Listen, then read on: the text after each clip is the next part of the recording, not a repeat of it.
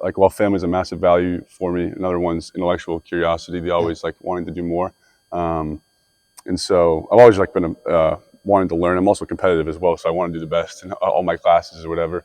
From a young age, my mom always instilled in me the importance of academics, right? Like she never really talked about sports, but if my grades weren't top tier, then it was like, all right, now you can't go play, practice or whatever. So I always knew how to take care of things in the classroom.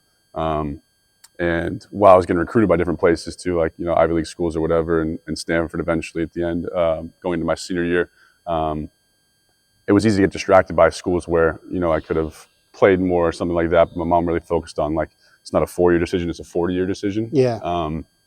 So kind of narrowed it down to some Ivy League schools in Stanford, and then, kind of my brother being there pushed it over the edge, I guess. Well, hearing you on the Brotherhood podcast, you and Caleb talk about you don't say no to Duke. So talk to us a little bit about how Duke and Fuqua kind of came into the equation. Yeah, for sure. So because of COVID, and I redshirted my freshman year, I had 2 years of eligibility left when I left Stanford. And my goal, again, was like, this is a long-term decision for me. I wanted to see if it was possible to get my MBA somewhere while still playing basketball. And really, I didn't really know how feasible it would be, just because I don't think anyone's really tried to do that at all.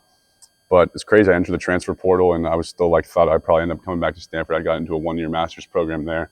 But it just happened so fast. Like within 2 weeks, I'd never been to Duke before in my life. And I got connected with Coach Shire, and they kind of needed an older guy in the locker room to teach these, fantastic, incredible freshmen what it takes to win at the highest level and how to prepare. And the ability to do that combined with, attend Fuqua and all the good things I'd heard about that.